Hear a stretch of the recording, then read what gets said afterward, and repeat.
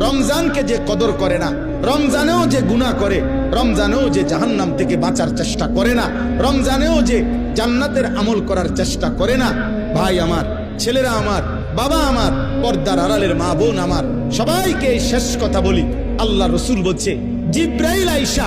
রমজানের শেষ দিন নবীজিকে আয়েশা বলে গেছে, ইয়া রাসূলুল্লাহ, এত বড় রমজান পেল,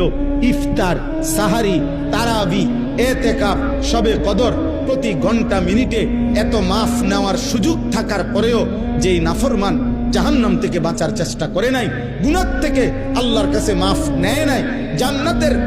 জরুর আশা পূর্ণ করতে পারে নাই, আমল করতে পারে নাই, খোদার কসম নবীজি বলছে, জিব্রাইল আয়েশা বলছে, ইয়া রাসূলুল্লাহ, এমন নাফরমানের উপরে আল্লাহর লানত, আল্লাহর লানত, লানত, লানত। নবী বলছে আমিন, আমিন, মানে নবী বলছে, হ জিব্রাইল, আমিও বললাম আল্লাহ